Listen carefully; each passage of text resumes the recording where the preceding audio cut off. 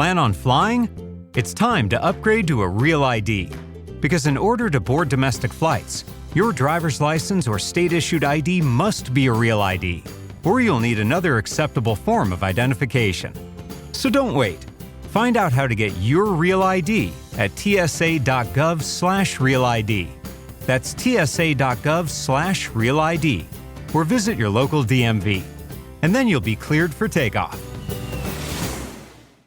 Now, The Hunt Palmer Show. Yes! I feel like I've been waiting for this my entire life. You're listening to The Hunt Palmer Show on 104.5 ESPN Baton Rouge. Jolly good fun. Jolly good. Locking down the middle of the day. America's favorite daytime fun show. Live from the Mercedes-Benz of Baton Rouge studio. This is Hunt Palmer.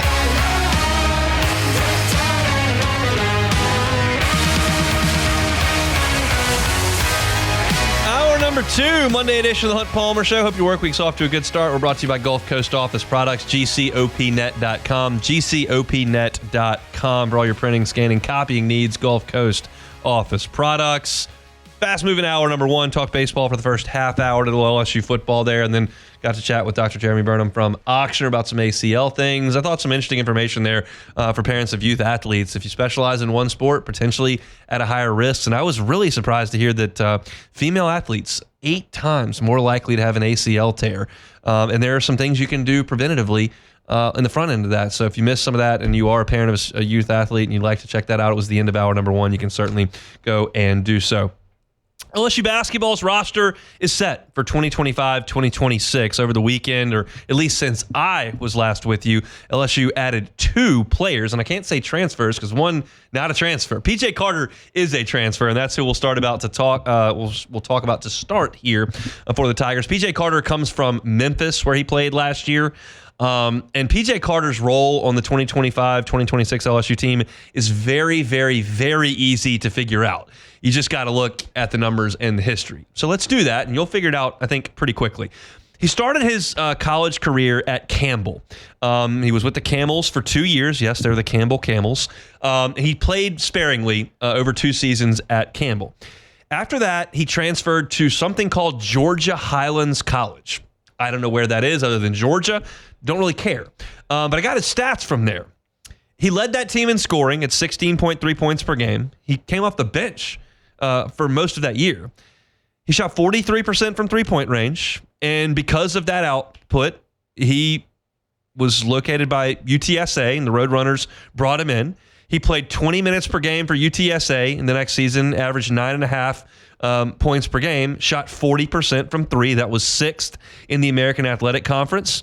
Twice for UTSA, he made 5 threes in a game. One time he made 6 threes in a game for the Roadrunners. That's when Penny Hardaway and Memphis came calling for this past season. He came off the bench for Memphis, shot 40% from 3, and when he went to the free throw line, 26 for 28. That's 93% from the line. If you look at his Memphis statistics, he had 12 assists in 35 games. 12 assists in 35 games. That's not distributing very much. He averaged 1.5 rebound per game. 119 of his 147 shots were threes. He is simply a shooter. And I am perfectly okay with Matt McMahon taking a guy to the transfer portal whose only role on the team is to stand out there and make threes.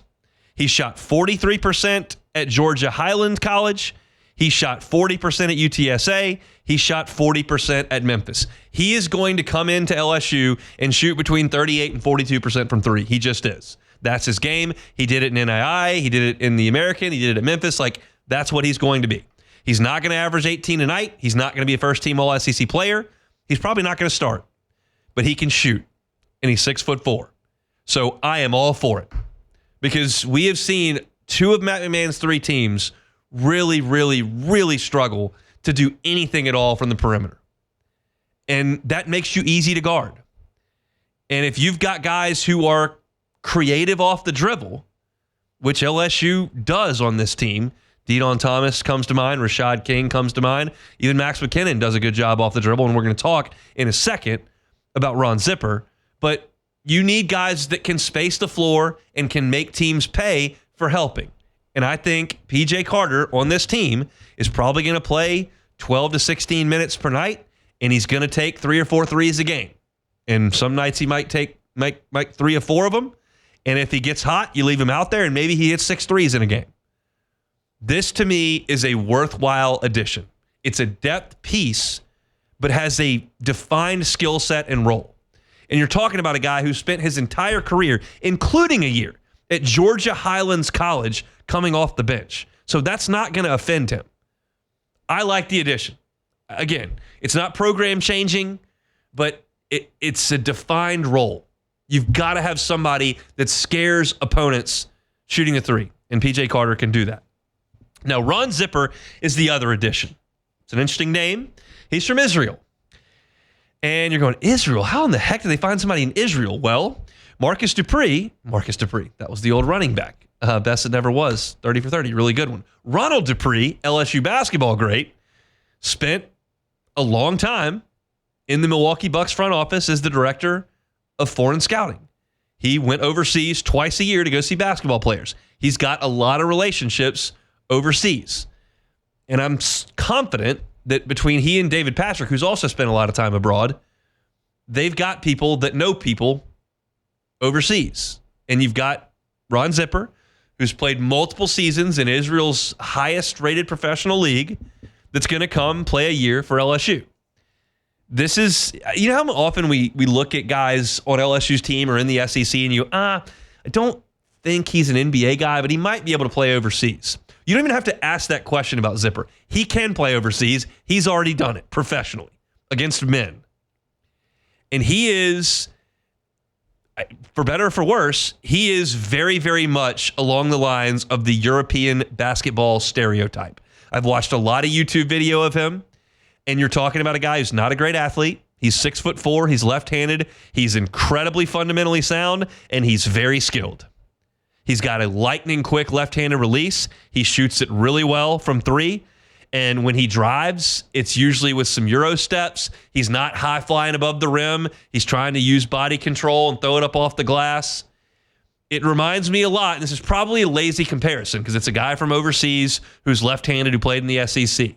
But Santiago Vescovi, for those that remember him at Tennessee, and he played a lot of minutes for Rick Barnes at Tennessee, he looks a lot like that. Left-handed, plays on the ground, a lot of pump fakes, a lot of fundamentally sound deals, shooting threes. And I think the feeling from within LSU's basketball team is that it's likely that Ron Zipper is a starting 2-guard for this team. Because if you look at the makeup of the roster, you're talking about a team that's got De'Don Thomas running the point, that's got Max McKinnon as a 6'6" type 2-guard, Rashad King as a 6'6" type 2-guard. But you've also got a front court that's got Jalen Reed, who's likely going to do a lot of the scoring in the front court. At least that's the plan, or it was this past year. And you've also got a reigning conference player of the year that you're bringing in Marquel Sutton at 6'9", who can help you on the front court. But you don't have a true 2. Like McKinnon and King are wings who are 6'6" and are 2-3 combos. I think you look at Zipper, he's a 2. He's 6'4", he's a shooter, he's a scorer. It just doesn't look like the high-flying, general college basketball 2-guard. He didn't play like Cam Thomas. But I like his game, and I think here's my thought. This is, and I'm being optimistic here. Forgive me for being optimistic in May about basketball that doesn't happen until November. We'll be decidedly analytical and critical in December and January if things start wobbling. But right now, I'm going to bring out the optimism train, okay, for basketball. LSU doesn't have to fight the big boys and the big NIL dollars for somebody that they found in Israel, right? Like, maybe Nate Oates knows who that is. Maybe he doesn't. Maybe Bruce Pearl knows who that is. Maybe he doesn't. Maybe Bill Self knows who that is. Maybe he doesn't. And I'm not saying that Zipper was getting the doors beat down for him to definitely go to Kansas. I have no idea who else identified Zipper. But I can tell you that if he grew up in Atlanta, I think the recruiting story would be a little bit different. And maybe, just maybe, the addition of Ronald Dupree and David Patrick's international contacts allowed LSU to find somebody that other schools wouldn't find as quickly.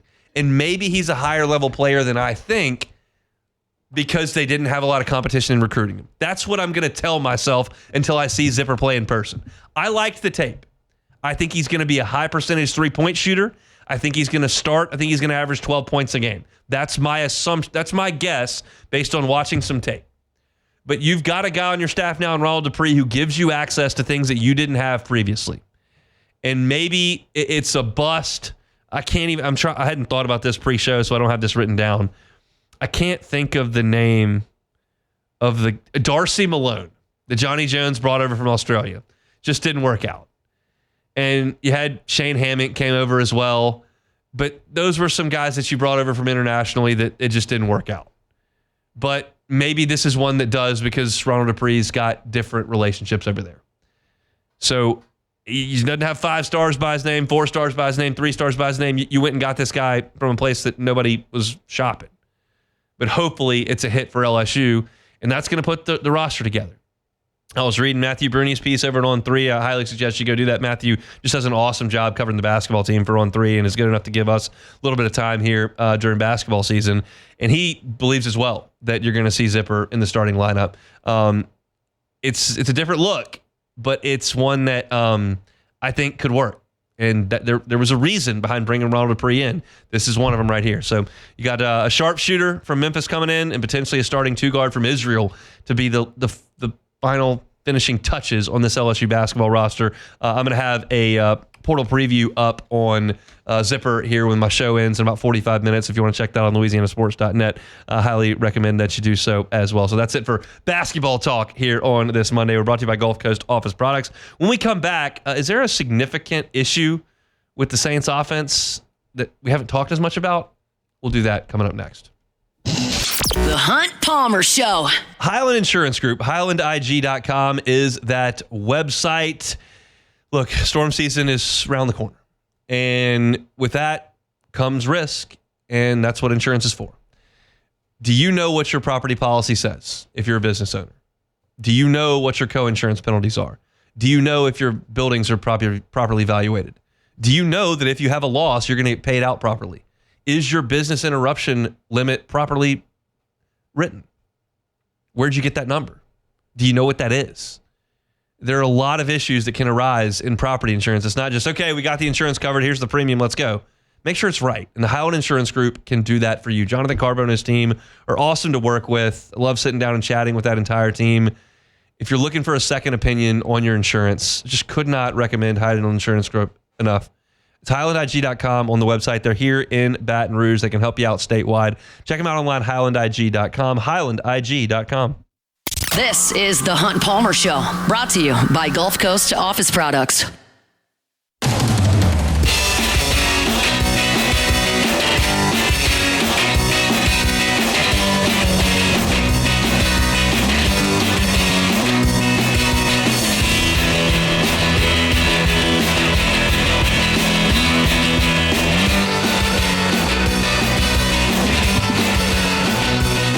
Hope your work week's off to a good start. Shout out to the folks at Gulf Coast Office Products for making our Monday shows possible. If you're any sort of business, Gulf Coast Office Products has clients that are in your vertical market. They know the needs of whether it's in finance or in banking and education, healthcare, law, like us, media company here. And there's advantages to working with the big box store. They got a lot of resources, maybe not the best customer service. There are advantages to working with the mom and pop store. Incredible relationships, customer service, maybe not all the resources to help service your needs. Gulf Coast Office Products hits that beautiful middle spot where they've got plenty of resources available to help you, whether it's the inventory they have on site or their incredible staff. And they've also got just an amazing people that work there. Certainly Trey Beal, one of those. He's helps us out here at Guarantee Media, and he's just an awesome dude to do business with. Gulf Coast Office Products can help you out, printing, scanning, copying, all online, gcop.net, gcop.net. All right, let's talk some Saints here. There are 10 wide receivers currently with the Saints, and it's pretty obvious when you start to go through this. It's also mildly concerning, and I'll get to that in a minute. But you look at this. Chris Olave is 6 feet tall, 187 pounds. Rashid Shaheed is 6 feet tall, 180 pounds. Brandon Cooks is 5'10", 190. Mason Tipton made some waves in camp last year. He's 5'11", 187. All of those guys are the same size. And you don't have anybody that's 6'3", not a single wide receiver of the 10. Like Cedric Wilson is 6'2", 197, but I'm not about to go ahead and call him some sort of established possession receiver in the NFL. Kevin Austin is 6'2", 200. Bub Means is 6'2", 215. But those are kind of unproven commodities at the back end. Certainly Means is. They don't have a 6'4" guy to be a possession receiver, to make contested catches, to help a quarterback. And that is the point that we eventually get to. You are now, as an organization, really charged with creating an ecosystem conducive to Tyler Shoug's development. Like, that becomes the most important thing you're doing now. This has not been the case for the Saints in a long time. This is the highest you've taken a quarterback in 50 years. So nobody in this front office has been in charge of the development of a young quarterback. Now, Shough is 26, so he's not as young as a 22-year-old starting quarterback, but your organization is now geared toward Tyler Shough, in my opinion. And you need to do everything you can to put a group around him that fosters his development. And to me, putting a bunch of 6 foot, 190-pound wide receivers out there that all look and play kind of the same is not exactly the best idea. What's a best friend for a quarterback? Somebody that doesn't need a ton of space to be open. Somebody that can use his body to make contested catches. You need a 6'4", 6'5" wide receiver that can win at the line of scrimmage and create easy throws and catches. As awesome as it is to watch Rashid Shaheed run, like, some of those throws can be tough to make. You got to take a lot of time. You got to let him get down the field. You got to have a lot of touch. Like, something too, and you use Michael Thomas as an example. He just wins off the line of scrimmage on a slant, snap, throw. Like, that's easy. And the Saints don't have anybody of that ilk at this point on the roster. Rashid Shaheed, Mason Tipton, Chris Olave, Moochie Dixon, Brandon Cooks, Chris Tyree, Dante Pettis, Cedric Wilson, Kevin Austin, Bub Meads. 1, I don't think you're talented enough at wide receiver. 2, they all look the same. So something has to be done to address that. Now, Keenan Allen's name continues to come up. He fits the bill. I don't know how much money he wants to make. I don't know how much the Saints can make available to him. And I don't know what's important to him. Is it important to him that he plays with Brandon Staley and Kellen Moore again? Is it important to him to have $1 more than the second best suitor? Is it important for him to win a Super Bowl? Well, the Saints have Brandon Staley and Kellen Moore. The Saints can probably move around some money on a 1-year deal. The Saints aren't going to the Super Bowl this year. So if that's what is important to Keenan Allen, you're out. But they have got to find a way to address this wide receiver situation. I believe they probably should have done it when they selected the tight end from UCLA in the draft. You look at tight end, like Juwan Johnson he's bigger than these guys, but he's not like some sort of 6'7" freak that can do the things that I'm saying. Juwan Johnson is listed at 6'4", 231. I don't know that Foster Moreau is a perfect safety blanket for a quarterback. And now, like, it's my opinion, almost every decision you make offensively has to be with Tyler Shough in mind. To me, the Saints right now are wedded to him. Kellen Moore is wedded to him. Now, it's possible that you go out there and you go 3-14 this year and you draft a quarterback first or second overall next year, and then you're back in the same spot, like in terms of fostering a young quarterback, but it's not Tyler Shough. But right now, with what we know, Shough has to be the priority. And I think you're doing him a disservice with this wide receiver core right now. It's why I thought the Brandon Cooks signing didn't make a lot of sense. You got Rashid Shaheed, but older and slower. Cook has had a great career. Great career. Longevity, production. He's bounced around a lot, but a great career. At this point in his career, he's a worse option than Rashid Shaheed to me. So that money didn't make a lot of sense to me. And what you don't need to do is tie up a bunch of money in an aging wide receiver. That's not what I want you to do. We've talked about this same refrain and chorus for months. Younger, cheaper, younger, cheaper, younger, cheaper. Don't go sign somebody old for a lot of money in a couple of years. Don't tie up any money. But there is no such thing, really, for the Saints at this point as a bad one-year deal. Because I don't think the Saints are going to be that great in the fall. And if the money comes off the books after that, okay. But if you can come in and help foster the development of a young quarterback, that money is well spent. You would invest it in 2025 for the return as the quarterback develops beyond that year. So if Keenan Allen's the guy, I'm perfectly good with that. I don't expect him to come in and catch $1,400 yards worth of balls. But I do think that he would come in. He would be a pro. Even though he's probably lost a step or a half a step, he would create that big body presence that Shook could lean on a little bit. But as I look at that depth chart right now, it ain't there. And that is concerning to me. So the Saints need to go out and address that some way, shape, or form. It's that cliche that has started to be tossed around a little bit more often. I heard Joe Sloan from LSU say it earlier this year talking about tight ends. As you want your receiver group to kind of look like a basketball team. You can have a couple of 6-footers out there, but sprinkle in a 6'5" guy that's longer and leaner. Sprinkle in a 6'3", 6'4" guy that's a physical presence. A high leaper, physical guy at the line of scrimmage. And I look across this and I see 6 foot 190, 6 foot 190, 6 foot 190, 5'11", 195. Like, it just looks too similar. They need to create some diversity at the wide receiver spot. Hopefully that opportunity presents itself here over the next couple of weeks. We're coming up on June 1, start of a new year. And you got to find a way to address that need now the draft is passed and free agency will be your only option to this point. So that's a look at the Saints wide receiving core. If you're looking for your Saints content, you can certainly find it at LouisianaSports.net. Ross Jackson is all over it. And you can find it at Hunt on Saints wherever you find your podcast. Just search Hunt on Saints. You can also do that on YouTube. Subscribe up to the channel. We always appreciate that. We've really done a great job of growing that channel over the last year and a half or so. And appreciate you all that have subscribed and will subscribe here in the coming weeks. Hunt on Saints. That's where you can find us all year round with your Saints coverage. All right, Monday show is brought to you by Gulf Coast Office Products. We'll come back, switch back to LSU baseball. That's next.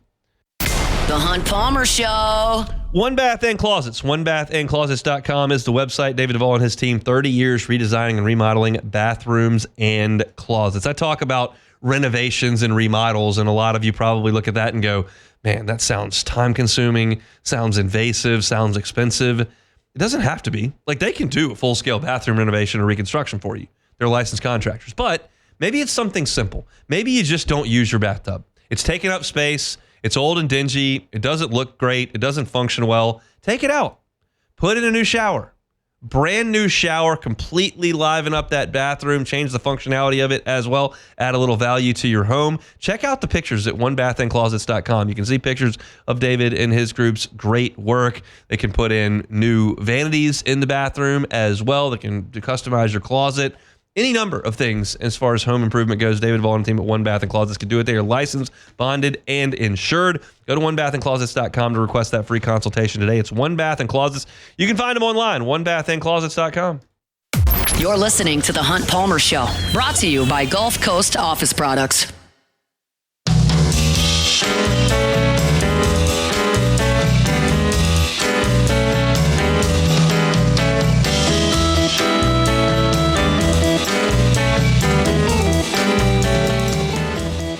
All right, let's go back to LSU baseball. I know a lot of people were uncomfortable with a lot of the lineup and defensive decisions that Jay Johnson made over the weekend. And I'm not here to like defend all of them. It's an argument that is pretty fruitless because we can't know what the person who didn't hit would have done. Like, that's an unanswerable question. But I will say this is my take on the matter. Jay Johnson is maniacal about preparation. He is just so locked in on all the information that he can gather on opponents. And he uses that information to try to make the best decision that he can. There's never going to be a time where he just willy-nilly makes a call. He's just not wired like that. I've spent a lot of time around Jay Johnson, certainly listened to his post-game press conferences, and there's always a method to the quote-unquote madness. I know that a lot of people did not like that Josh Pearson went 3 for 3 in the first game, and then you came back out in the second game and he was on the bench. I will try to put some potential reasoning in front of you. Again, I'm not here to justify it. And if you want to say he was 3 for 3, he has to play in game 2, I'm not going to argue with that. But here's the deal. Like, Ryan Prager is a changeup guy. There's a lot of changeups. A left-handed batter against a left-handed pitcher can neutralize the changeup. You go to game 2 with Justin Lampkin, he throws a lot more sliders. I think Jay Johnson wanted to get John Pearson in there, who's right-handed, because John Pearson has crushed left-handed pitching all year. Now, it wasn't FCC pitching, big difference, and John didn't have a great day against Lampkin, eventually got pinch hit for. But I think that's the reason for it. I don't know that. He didn't say that. But I'm just trying to give a little context based on what I know and the situations that presented themselves. I know a lot of people were uncomfortable with Cade Arambidi getting a start in game 2. That probably has more so than anything to do with the fact that he didn't want Luis Hernandez catching 18 innings. That's a lot of strain on a college catcher to go out there for a doubleheader and catch him. Usually if you see a Major League Baseball doubleheader, you'll see both catchers catch a game. And in this instance, that's what LSU decided to do in the game. I know there are a lot of folks that get irritated when Jake Brown comes out of the lineup. I will tell you this about Jake Brown to this point. In SEC games, he's won for his last 15. And in league play this year, he's hitting .241. Only Stephen Milam among the regulars has a lower batting average than Jake Brown in league games. And I think he felt like Josh Pearson gave him a better chance against Prager in that first game. And Brown's always going to be available off the bench. And usually when LSU doesn't start Pearson, Brown, or Fry, usually one of those guys gets an opportunity to hit. And in this instance, Brown started the first game, and then Brown did not start the second game, but he did get a chance to come in and pinch hit. And then Brown did not start the third game, and he got a chance to come in and pinch hit. So those guys are getting used. They're just not getting the 4 at-bats that you're looking at. I know that a lot of folks, and let me pull the third box score up here, didn't like pinch hitting for Luis Hernandez after he was 2 for 3 with 3 driven in. Hernandez did that damage off of Miles Patton, the left-hander. They brought in Weston Moss, the right-hander, who does have a really good slider, and he went to Tanner Reeves, the left-handed bat, in that spot against with Hernandez's spot. Again, I'm not here to tell you it's right or wrong. I'm just trying to help talk you through some of the decisions and why they may have been made. Again, to illustrate the point that I just don't think Jay Johnson ever does anything that's just on a whim. Like, the one thing that I can remember Jay Johnson did that I couldn't find a great statistical reason for, I think it was just in the moment it may have felt right. Again, and I'll have to ask him this when the season's over and he's got a press conference opportunity and I got a chance to go. LSU meets with the media every single time. It's at like noon or 1 o'clock, right when I'm starting, and I can't go, which is a bummer. But the one thing he did, and I was like, whatever. He started Cade Beloso in the leadoff spot in Game 3 of the National Championship Series against Florida against Jack Caglione. Beloso had not hit leadoff all year. You had played like 70 games, but he did have a big swing in Game 1 of the series, and he put Beloso in the leadoff spot, and Caglione promptly hit him with like the second pitch of the game. So that one, to me, I would have had a hard time coming up with a statistical reason other than maybe you felt like Beloso was seeing the ball great. You wanted to put Cruz right there behind him. Cruz had been leading off. So maybe. I don't know. But that's neither here nor there. That's the one that I looked at and I was like, I'm not really sure about that one. But everything he's doing here from an offensive perspective is, generally speaking, with numbers and metrics behind it. And sometimes it doesn't work. And here are the facts of the matter. When Jared Jones goes 3 for 13 and Derek Curiel goes 1 for 12, Daniel Dickinson goes 1 for 8, Stephen Milam goes 3 for 11, Michael Braswell goes 2 for 10, and Chris Stanfield goes 2 for 10 for a 188 average between the 6 of those guys. The offense is just not going to perform. It's just not there. And it's less about the one at bat here or there with that guy or that guy, and more about the fact that these are the guys that have carried you all season. These are the guys that start every single game, and these are the guys that did not do anything this weekend. And I'm, of course, not concerned at all that Derek Curiel went 1 for 12. Like, not in the least. I'm not concerned at all that he didn't get on base in that doubleheader. But keep in mind, Texas A&M starts 3 left-handers, and that can be tough on a young left-hander. He's hit lefties great all year, and he got a hit off Patton in the game on Sunday. But that's the group that's going to have to hit a little bit more. And guess what?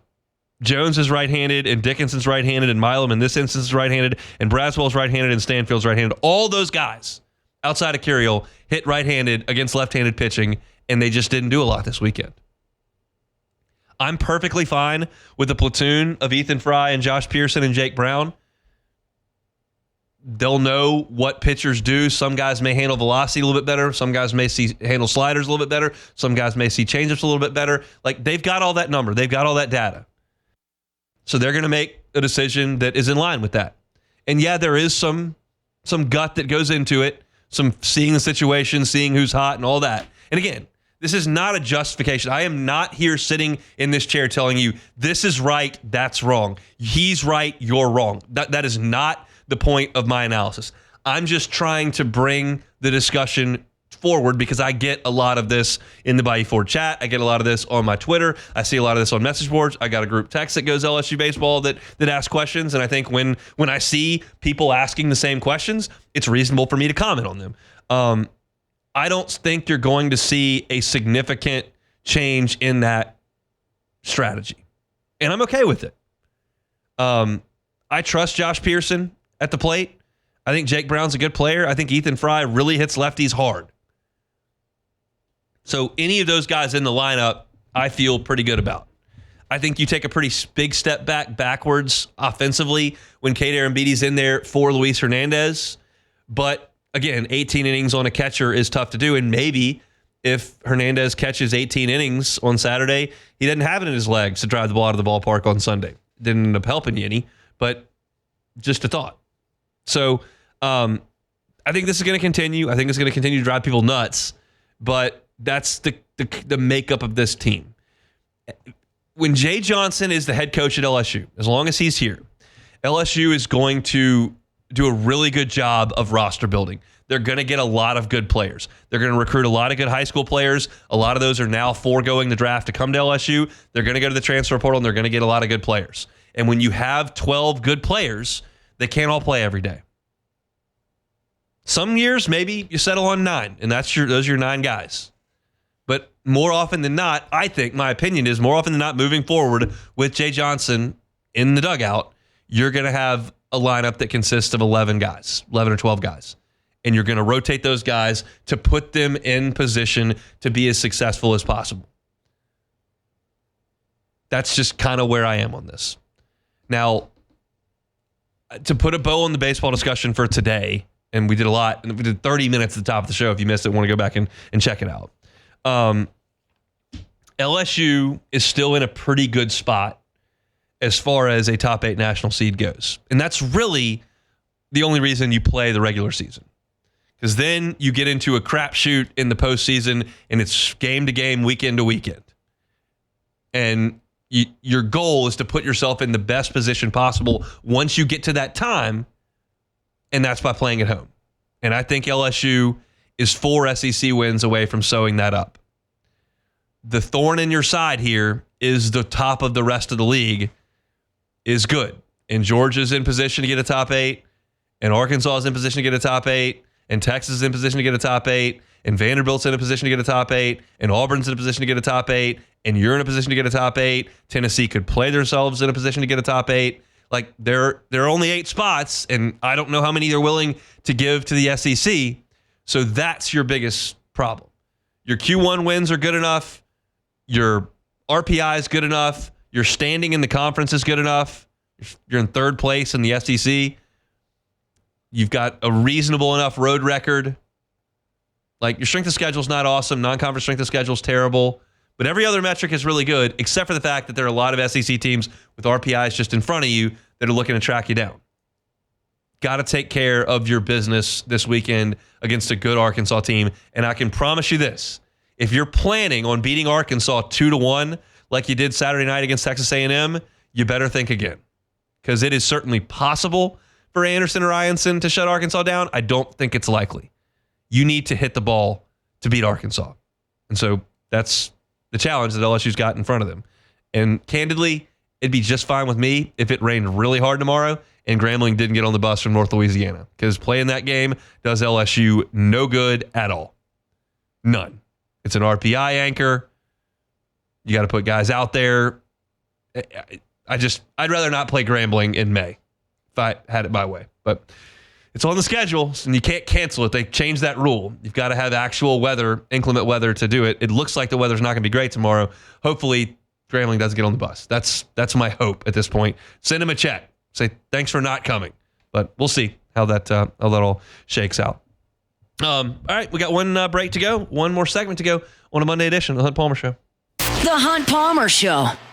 Genesis of Baton Rouge, genesisofbatonrouge.com. Every single car that is on the lot is online at genesisofbatonrouge.com. Every single vehicle that you purchase at Genesis of Baton Rouge comes with 3 years of complimentary maintenance. Means you don't pay for it. That's pretty good. And it's valet. They come to you. They get the car. They bring it back to the dealership. They deal with the maintenance. They bring it back to you. You never miss a beat. Every single new Genesis purchase comes with a 10-year, 100,000-mile warranty. Entry level, highest end, doesn't matter. 10 years, 100,000-mile warranty. That's a long time, 10 years. When you think Genesis Baton Rouge, think luxury. Go by and see them. Airline at Pico across from Women's Hospital. If you're getting a vehicle in Baton Rouge, you're probably on Airline Highway anyway. Get on by and see my friends at Genesis of Baton Rouge. You can check them out online at genesisofbatonrouge.com. That's genesisofbatonrouge.com. This is the Hunt Palmer Show, brought to you by Gulf Coast Office Products.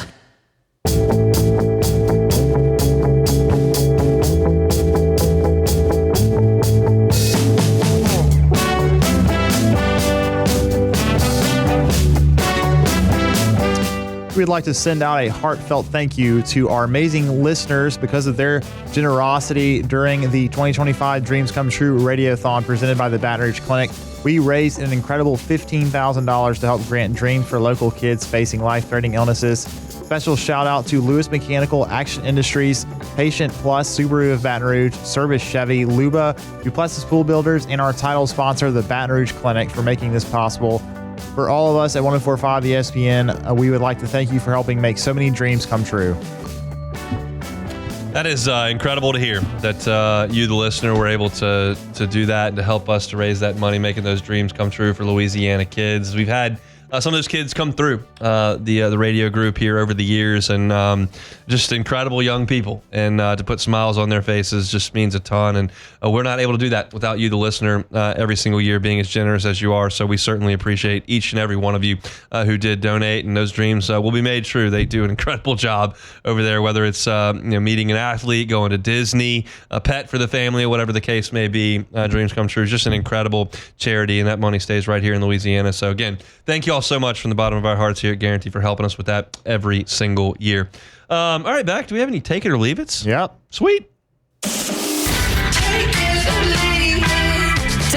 leave it. Take it or leave it. Today's hottest stories in sports, news, and sometimes even Hunt's life. The question is, will he take them or leave them?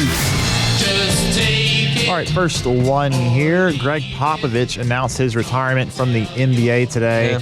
It was pretty funny, too. He said now he's going to be going by El Jefe because he's still going to be in the front office for the Spurs. What is that Spanish for? I don't even know. The boss. Okay. Yes, and of course he had Tim Duncan and Manu Ginobili, two of the pillars of the Spurs franchise, with him as well. Pop is the best coach of our lifetime. Take it or leave it. That would certainly include Phil Jackson. I guess we should also specify NBA coach. Yes. I'll I'll take it. Why not? He did an I'll take incredible it. job. I think, the NBA coaches come and go so quickly. It's crazy. He was obviously had that incredible longevity, and they were really, really good for a long time. He had Hall of Famers with him, but he was an incredible coach, and I think it was validating that they, had really good teams even after some of those guys moved on. Yeah. I think that was. I think that's reasonable to suggest. So I'll go with it, even though Phil Jackson, pretty good run. He did, but of course, one of the things you can mention when you mention Phil Jackson is kind of similar to the Bill Belichick thing. It's like, well, Bill Belichick had Tom Brady. Well, Phil Jackson had Kobe Bryant and Michael Jordan. Greg Popovich never had. He had another guy too. He did, yes. He had Jordan. Yeah, that's why I said Jordan. Did I say Jordan Bryant? You said Shaq and Kobe. No, I thought I said Jordan Bryant. No, either way, maybe yes. I wasn't listening. I was just anticipating that you weren't going to say that. No, of course that you can add that one to that list as well. Pop he had Hall of Famers. Pop did, but never anyone to that level, and always had really good teams and just drafted well. So I would probably go along with that as well. Next one here, LSU Shreveport, Hunt. The Pilots. They're 51-0. The pride of East Kings Highway. Entering the NAIA postseason. The Pilots 51-0. The Pilots are having the best season in Louisiana college baseball history. Take it or leave it.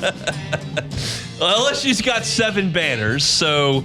But we're just talking about one season. We're talking about a season. I mean, 51-0 is ridiculous. If they go undefeated and win the national championship, I don't know how that's possible. I don't either. Am I 100% sure that LSU's Baton Rouge team would go 51-0 against the NAIA schedule? Like, it's baseball. Yeah. You'd think one pitcher, I mean, you hit some balls out. LSU got run ruled by Northwestern State. Yeah. I mean, that's crazy to go 51-0. I gotta feel like I need to see some of these teams they're playing. Yeah, I mean, I'm guessing some of them were not very good. No, I would guess that's fair to assume. But 51-0 is pretty salty. But I can't give the Pilots credit for the best season. I gotta go with Skeens and Cruz in the gang. Well, let's look. There's still time. Okay, let's see what they do. We'll see if they run the postseason. table. If they run the table, then there's got to be some talks there. What do you think is crazier, that Maryland-Baltimore County or whatever it was? Maryland Eastern Shore went 0 for last year, or this one 51-0. I think it's crazier to win them all, but losing them all is really impressive. It is because just again about the fact of the how easy it can be to lose a baseball game. It's also on the flip side. Also, I've watched LSU lose to Southern in a midweek. Yeah, that stuff happens all the time. It does. All right, last one here, Scotty Scheffler, who I will admit, Hunt, last week when you were trying to select your player for fantasy, I said, no, don't. Why would you take Scotty Scheffler in a $9 million purse tournament? You could. He wins by 10 shots. And he won by 8 in his hometown tournament, the CJ Cup. PJ Tour tying record score of 31 under for the tournament. 31 under. He went 61, 63, 66, 63. That was his 4 scores for the 4 rounds of that tournament. But what I have to ask you is, will Scheffler get one of the remaining 3 majors? He will. Take it or leave it. I'll take it. I think that's a reasonable bet for him to P-Dub in the chat. Who y'all got if Mizzou played LSUS? Well, we might not want to find out. No. Mizzou did get smashed by a SWAC team back in February. So, look, what were we talking about there? Scheffler. I'll take him to win a major. What was actually ringing around in my head, he shot 31 under. How long is it going to take me to make 31 birdies from today? It's like a 4-year journey. For you, I don't know. Yeah, what do you probably make? Maybe 1 or 2. I probably make 1 a round. Yeah. So you're looking at 7 rounds a year. You're playing less and less. 7 rounds a year. So I'm making 7 birdies a year. To get to 31, it's going to take almost 5 years. That's going to take a minute. That's very disappointing. He is professional. He did it in 4 days. It's going to take me 5 years. You don't have the skill or acumen of Scotty Scheffler, Hunt. I truly don't. My wife thinks I look like Scotty Scheffler, which is a little ridiculous. That's crazy. Every time he comes on, she's like, "Oh my God, you're like twins!" Yeah, you should see our golf swings. Very similar. Checking accounts too. Right on the money. Really close, you think? Yeah. If he gave all of his money away, then it would be really close. We have any more? That's it. All right. Our Monday shows are brought to you by Gulf Coast Office Products. All your printing, scanning, copying needs, all of them can be handled by our friends at Gulf Coast Office Products. No matter what vertical market you're in, they've got clients and customers in that vertical market. They can help you. You may not even know what you don't know as far as printing, scanning, copying equipment goes. I know when Trey gets to talking about it, it goes over my head sometimes, but I'm not in charge of buying the stuff here. If you don't know what you don't know, contact Trey Beal and the folks at Gulf Coast Office Products and let them make sure that your equipment in your office is making you run as efficiently as possible at the right price point as well. They can do that at Gulf Coast Office Products. If you missed any of today's show, catch it on demand wherever you find your sound. Just search Hunt Palmer Show. Like, subscribe, rate, and review. About 45 minutes of LSU baseball. Talk some Saints and some LSU football and LSU basketball as well. Matt's going to drive you home next on After Further Review. We're back tomorrow, same time, same place. It's the Hunt Palmer Show. The Hunt Palmer Show.